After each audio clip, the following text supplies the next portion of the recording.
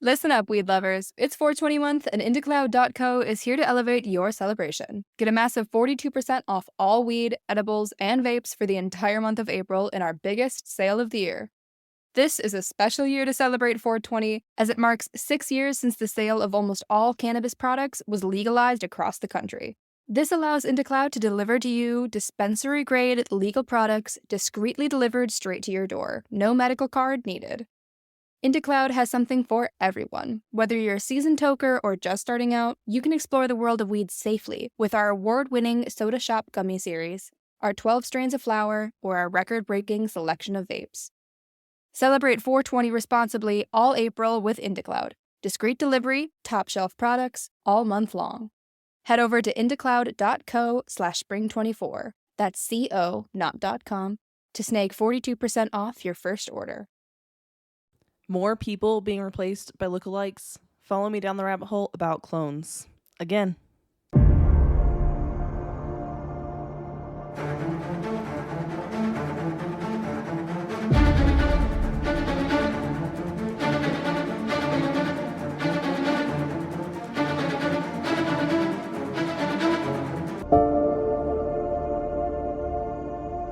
Hello, friends. Welcome back to the rabbit hole. I'm your host, Danny, and today we are talking about clones again. So this is a clones part 2. I had requests to cover Eminem, and so I decided I would just go ahead and cover a couple more. But really, it came down to Eminem and just Kevin Hart because I don't know. This gets pretty in depth here, but I want to thank Edward for requesting that I cover Eminem. That way, I do a part 2 of the clones episode. You guys loved the first one, so this one I'm hoping you will love just as much. But before we get started on that, I want to let you all know that I have been asked several times about a merch store, about buying things that have rabbit hole logos and different things on them. So I have created one. So there's all kinds of things on this store. There's like a hoodie and different shirts and hats and different things. So if you are interested, that'll be the first link in the show notes. And then all the other links will just be my sources that I use, as always. If you follow me on Instagram, you already know about this. I opened it, I think, last week. So if you follow me on Instagram, you can go to the link in my Instagram bio and it'll say merch store. You just click on that and it'll take you right there. Order whatever you want. I'm only going to have it open for the month of September. It's my birthday month, so happy birthday to me. You all get to enjoy as well. So order whatever you want, and then I'll probably open it again in December for Christmas time because I love Christmas. I have a Christmas problem. So you guys can order some Christmas gear too. So anyway, that's enough about that. Let's get into Eminem. So he was born Marshall Mathers III on October 17th, 1972 in St. Joseph, Missouri. He grew up in like a very tough situation, poverty, abuse. All these, of course, are speculation due to his songs, but I mean, if you listen to his songs, it sounds pretty damning. At age 14, he began rapping in clubs in Detroit so he moved around. The Mathers family kind of moved around all over the place after he was born in Missouri. They moved around here and there. They ended up landing in Detroit, and that's where Mathers calls home. So, and I'll go back and forth between calling him Mathers, his last name, and then also Eminem. He has a alter ego, Slim Shady, but I probably won't call him that. Anyway, so due to truancy issues, he was deemed to repeat 9th grade for the 3rd time. And after the first 2 times, he was like, nope, I'm done. So he dropped out. He was like, I'm not doing 9th grade for the 3rd time. So that's when he started. He did all kinds of odd jobs. He would wash dishes. He would work at factories. He would do whatever to make money because he had to bring in money for the family. But also, I mean, they're poor. They need money. Makes sense. He has to keep food and a roof over his own head, even at the age of 14. And he also decided to continue to rap. So he went into the underground hip hop scene and he started to really make a name for himself as a solo rapper as well as a member of a rapping group called D12, which is also known as the Dirty Dozen. He put out his first album called Infinite in 1996, and it did very poorly, like not good at all.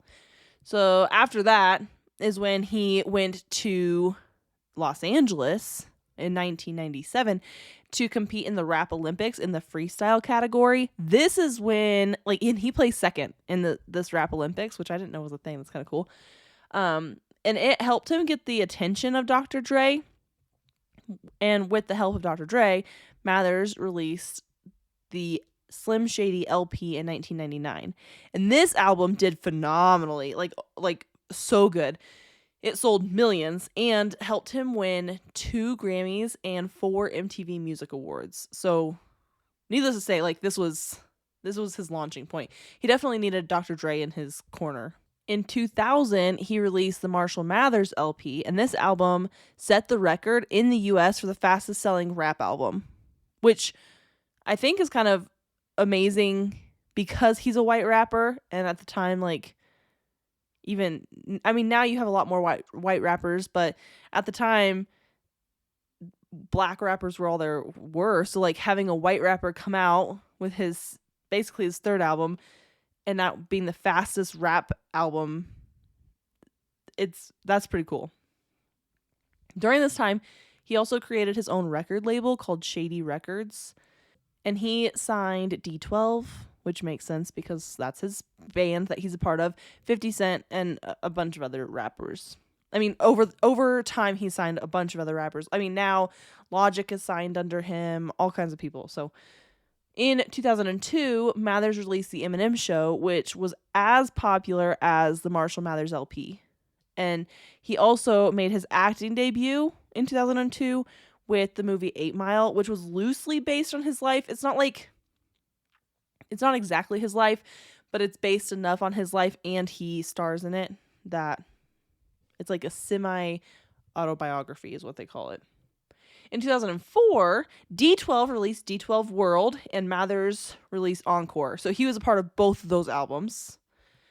In 2005, he released Curtain Call, The Hits, and both Encore and Curtain Call sold well, but not as well as his previous 2 albums. So he kind of started to decline a little bit. And after that, Mathers disappeared for a while. It's said that he went into rehab in 2005 because he had a sleeping pill addiction. And in 2006, we saw him briefly to honor his friend and fellow D12 mate Proof, who was killed outside a Detroit nightclub. But after that, again, he just kind of disappeared, fell off the face of the planet. We didn't see him for a while.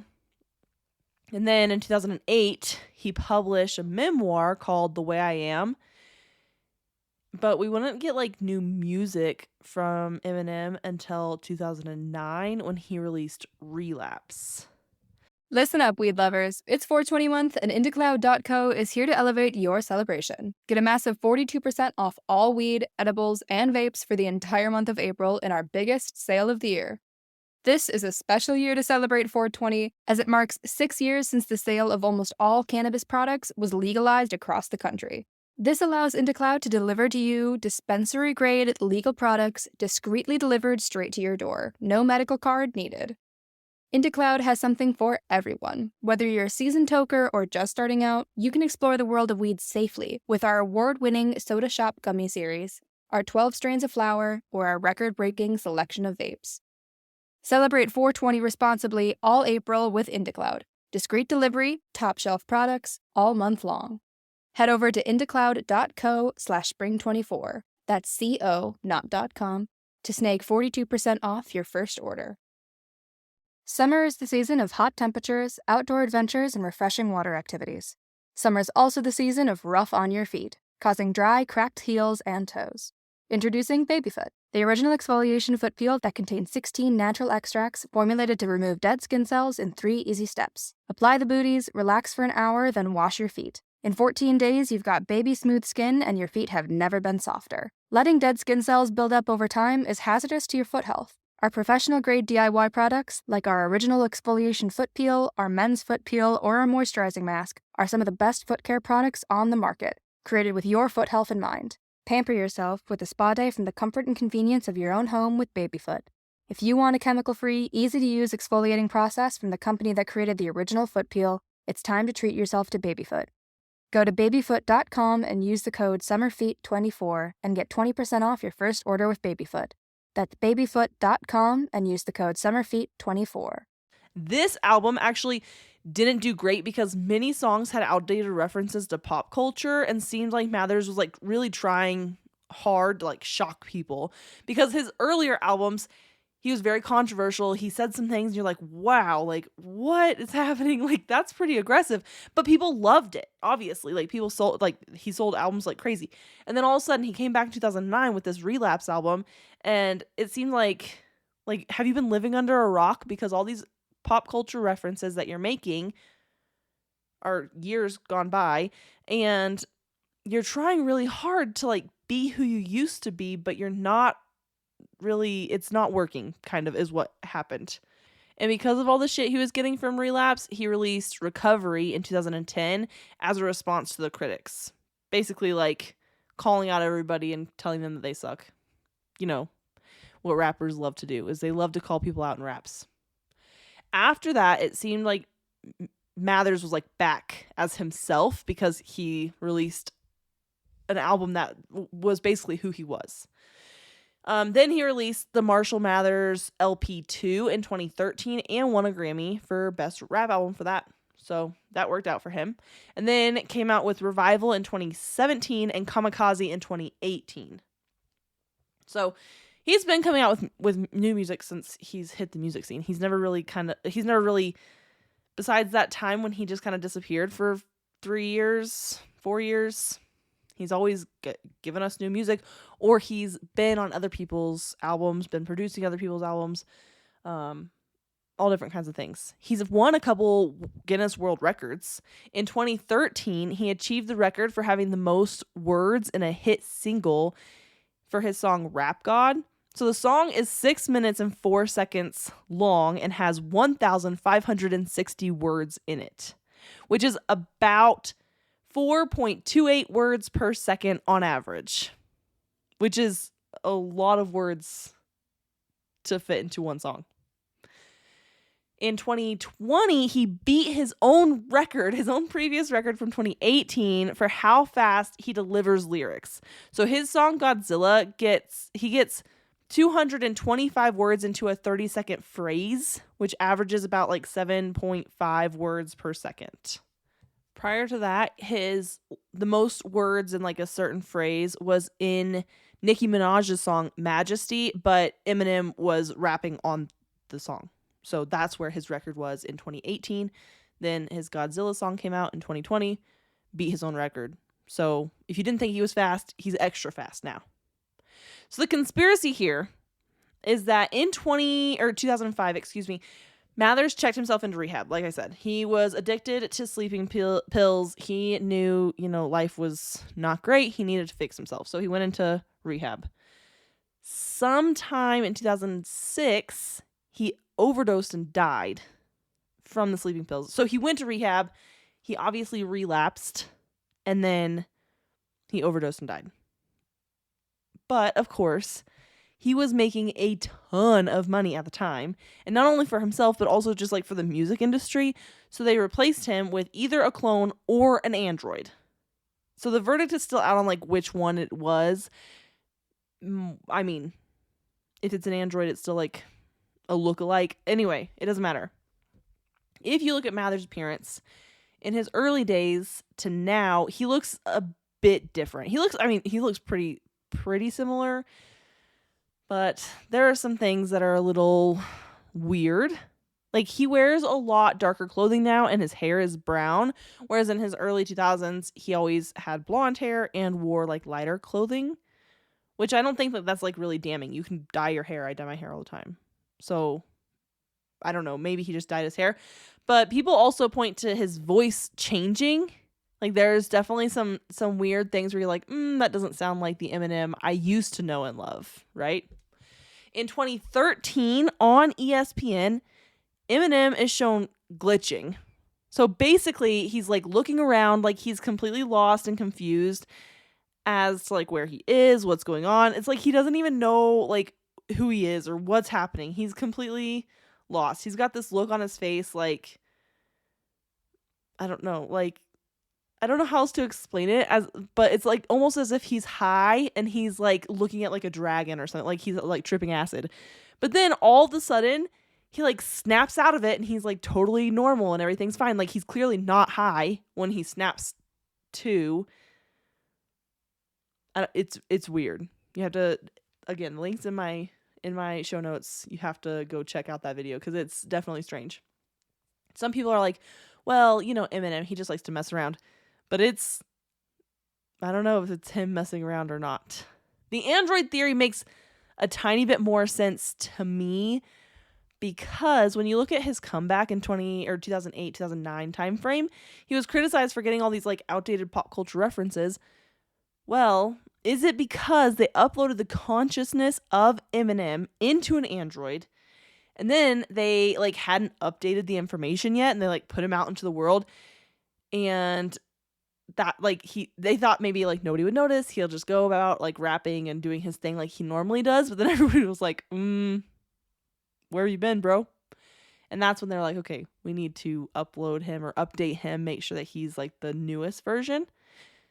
And that could also be why he's breaking world records now, is because he's an android and he can speak as fast as he's programmed to, really. Who knows? I mean, is he a clone? Is he an android? I don't know. Is he just different because he went through rehab? That's also a possibility. I mean, a lot of people, you change a lot when you go through rehab, so maybe. Who knows? But let's move on. We're moving on to Kevin Hart now. This one really got me because I don't know. There's just so much that's strange about this conspiracy or this situation. So, Kevin Hart was born July 6th, 1979 in Philadelphia, and he is an American comedian and actor. So, he broke through in Hollywood on the TV series Undeclared in 2001, and since then, he has been in a number of movies, like a lot of them. I did not go through and name all of the movies, but to name a couple movies that you, I'm sure, have heard of or have seen. Scary Movie 3 in 2003, Little Fockers in 2010, Grudge Match in 2013, Ride Along in 2014, Get Hard in 2015, Central Intelligence in 2016, Ride Along 2 also in 2016, the Jumanji franchise from 2017 to like now. Just to name a couple. There's a bunch more. There's so many more. He's been in Fatherhood, which was on Netflix recently, and it was pretty good. He's also known for like being really great friends with Dwayne Johnson and starring alongside him in several films. And Hart makes fun of himself a lot. He's a comedian, so he makes fun of himself a lot due to his size. So he is only 5 feet 2.5 inches tall. And then it's really funny because like one of his best friends is Dwayne Johnson, who's this giant guy, like just built, and they stand next to each other. It's just funny to like see, which I'm sure is why they do it. But he's definitely always making fun of himself for being short, and he works well in funny movies. Although Fatherhood was not a funny movie, it was like a more serious movie, and I thought it was still pretty good. So I'd never seen him in a role like that. I liked it. I'm not trying to like say go watch it. Do what you want. Watch it, don't watch it. I don't care. Here's the conspiracy though. Because something happened. Something weird happened.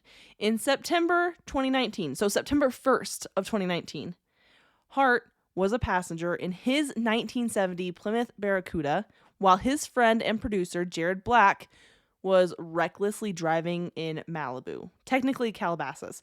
So they say he was recklessly driving, but they also say that no alcohol was involved, that he basically went around a corner and then accelerated too fast and they went off the road. So, and then it went down like this steep verge.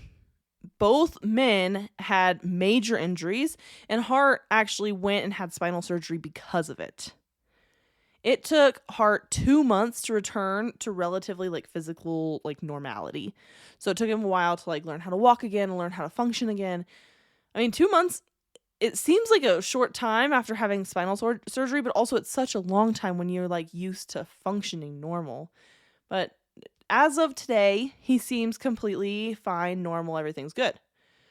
Well, there is some confusion and conflicting stories when it comes to the crash itself. Because it was on the official report that Black was stuck in the car, but the recording of the 911 call has that the driver, which is assumed to be Black because it's said everywhere you look, Hart was the passenger and Black was the driver. That's where everywhere you look. So, on the 911 call, it said that the driver, which is assumed to be Black, was out of the car, but looked really hurt. They also reported that Black's fiance was in the car and she didn't have significant injuries. Basically, that, and they didn't really say anything about Hart at the time, but they were trying to get a female out of the car, is what they were saying on this 911 call.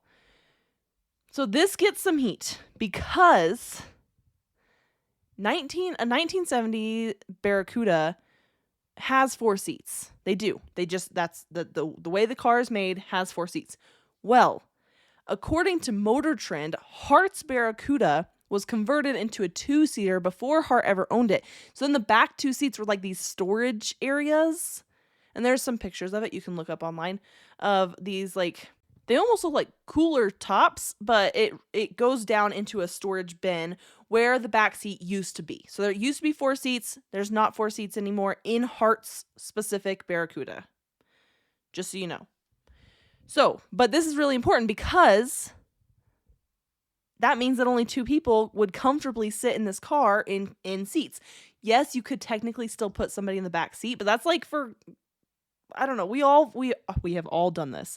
We're like, we don't have a lot of space, we don't have a lot of cars, let's just all pile into this car. It doesn't make sense as to why they would do this, because like, I'm assuming they all have decent amount of money. At least Kevin Hart does, and his producer, somebody that like works with him, probably has a decent amount of money as well.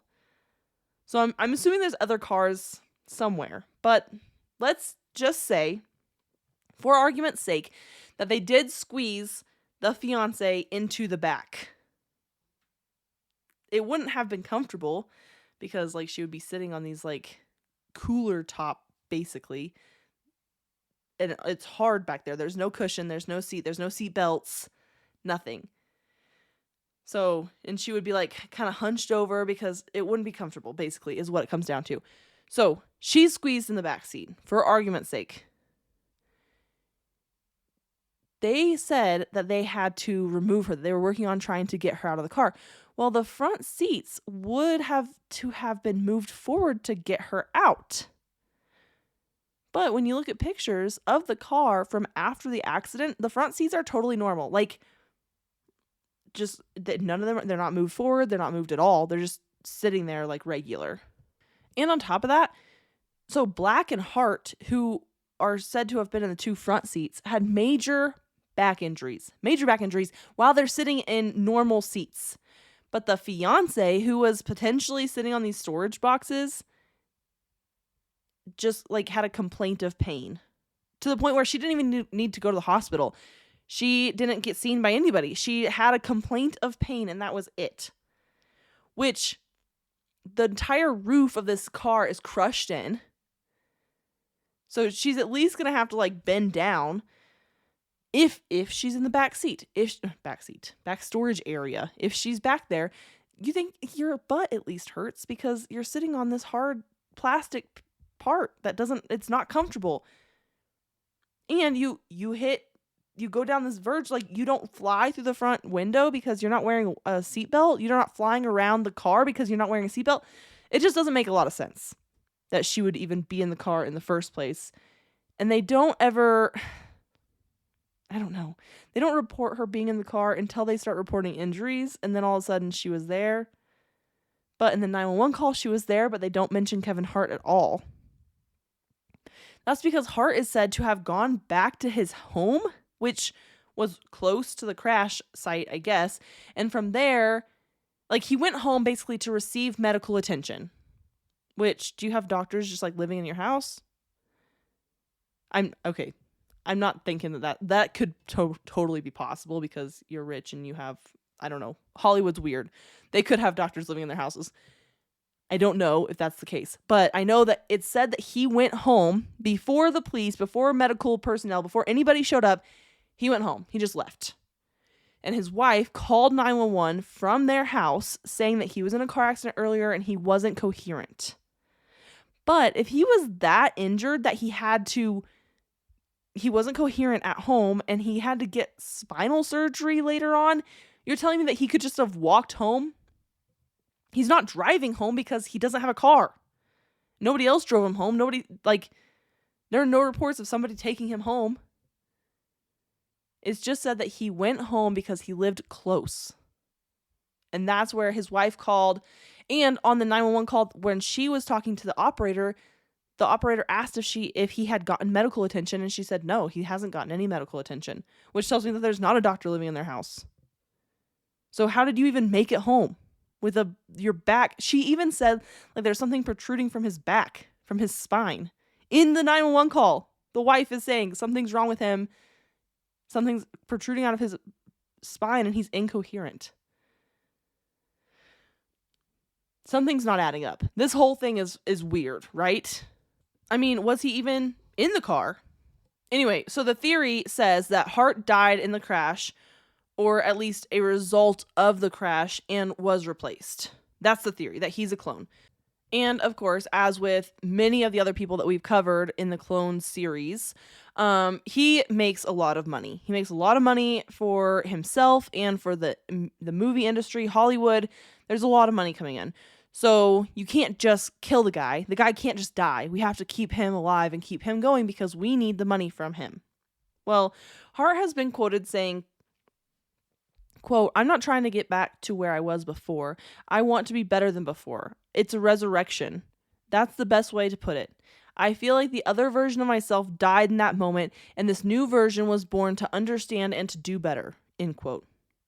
Which feels real shady, real weird. But he also makes a lot of references to clones in his public appearances. In an interview, he was asked like how he seems to be everywhere all at once, because the guy was like, well, you're on TV, you're doing the shows, you're doing this, the comedy and the movies. He's like, you're everywhere. How does it work? And Kevin said, I have a clone. He said, there's 3 of me. So I don't know if he's like just joking. Of course, like the interviewer thinks that he's joking. Of course, like who's going to be serious about that? Except like a lot of times jokes are based in reality. So I'm wondering, like, is this joke based in reality? Who knows? I don't know. I'm just throwing it out there. But was this some kind of like Hollywood ritual? You know how there's lots of theories about weird things happening in Hollywood all the time. Like they're drinking blood and they're doing rituals, like satanic stuff, all kinds of weird things constantly. Like the Illuminati and satanic cults. There's weird things happening in Hollywood for sure. You definitely have to be like on the inside, like, I don't know, they don't just let anybody in, which is why it's so hard probably to break into Hollywood. But we're going to break this down into numerology for a minute because of all the weird shit that goes on in Hollywood. This is the only way I can make it make sense. And it does a little bit if you follow along. It gets a little complex, but you like once you start to get it, you'll get it. So, Kevin Hart, when using like English ordinal, but you fully reduce it. So English ordinal is like A equals 1, B equals 2, C equals 3, so on and so forth. Z would equal 26. English ordinal, you don't reduce it. You just like add all the numbers together, and that's what that word would be in like a number. Well, when you fully reduce it, you take the double digit numbers and then you add the 2 numbers together until you get down to a single digit, and then you add all those numbers together, and that's the number you get. So Kevin Hart equals 45 when fully reduced. Car accident also equals 45 when fully reduced. And ritual, when fully reversed, or fully reduced in reverse, also equals 45. So what you do to reverse it would just be like z equals 1, y equals 2, so on. But if you don't fully reduce it, if you just leave it in like the English ordinal version, ritual equals 81 and car accident equals 81. And his car accident happened in Calabasas, California, which also equals 81 in reverse full reduction equals 81, which I thought that was like a little bit of a stretch. Like, okay, now this one you had to like reverse and fully reduce in order to get it, where the other two was just like regular. But things get a little weirder when you realize that this accident happened 8 weeks and 1 day after his birthday. And according to Satanic Cult Awareness, everything that happens in your life, like ritually, it happens like in accordance with your birthday. So your birthday, like everything, your death date, rituals, different things, they all have to happen in accordance with your birthday. Well, his birthday is July 6th. So everything that happens has to happen in accordance with that birthday. So that means like for everybody, every ritual would be different for every person in Hollywood because they all have different birthdays. So if you're following along. In reverse ordinal, which is basically the same as English ordinal, except y is equaling 1 and a is equaling 26, Kevin Hart equals 135. He got into his accident 1 month, 3 weeks, and 5 days after his birthday. So it's just like really weird that all these things are really starting to add up. And then if you let's bring in one more theory, right? Because I love to connect theories when I can. I try to find all the connections here. We talked about the number 9 in the Tesla 369 episode. So if you don't remember that or you haven't heard it, please go listen to it because that one's really cool. But 9 basically is a number that represents the universe. Everything about the universe. 9 is like the top number. That's the number you try to achieve. But also, some people believe that 9 represents completion. So, for Hart to be saying that he feels resurrected after this might have something to do with the numerology. And then all of a sudden, all these different numbers add up to 9. So you look at, like, in this fully reduced version, Kevin Hart equals 45, but 4 plus 5 equals 9. And then car accident equals 45, 4 plus 5 equals 9, and ritual equals 45 in reverse full reduction, which is 9. Or you look at just the English ordinal version, 81 in ritual is 9, car accident is 9, Calabasas 9, Kevin Hart in reverse ordinal is 135, but when you add those three numbers up, that equals 9. I'm not getting so crazy. I'm not crazy. This is like actually happening. Sometimes I fall down these rabbit holes and I feel completely crazy. And I know like this is the best place for me to be crazy because you guys like get it and you're like following along. You're like, yep, that makes sense. But some people are like, oh my gosh, really? But I'm not being crazy. Like all these numbers actually add up to 9. Like this is totally like you can do the math too. This might go a lot deeper than we think. I think this Kevin Hart conspiracy, I don't know if they replaced him, if they cloned him, what. He doesn't really look that much different, whereas like all the other ones, you can kind of look to them and be like, well, they look different or they sound different or something's weird about them. Whereas Kevin Hart, like, I don't know, he recovered for a while, but now all of a sudden he's like normal. And he also said in that interview that he's the first to be cloned, which I don't know if you've been listening to my clone series, but there's a bunch of others that are potentially clones as well. I don't know why or what, like why they needed to do this ritual, what was going on. Something, maybe he was going up in the Illuminati chain of command, or I don't know, a ranking. There's so many reasons why this could have happened. If you have reasons, please send them over to me because that would be phenomenal. I love to hear it from you. And in fact, actually, after the last clone episode, and I was like, I don't know why they wanted to replace Jamie Foxx, Edward, who was the one that requested that I do Eminem, he messaged me and said that Jamie Foxx was going to expose Diddy for his shady parties.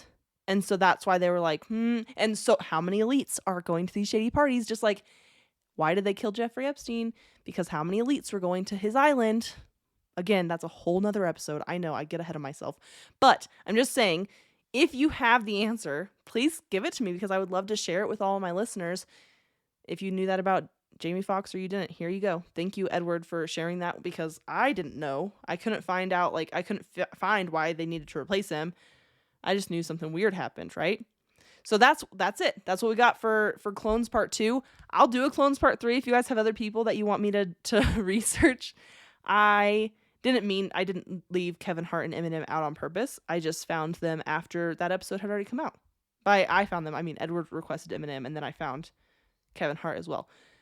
So, until next week, my friends, stay skeptical, and I will see you all then.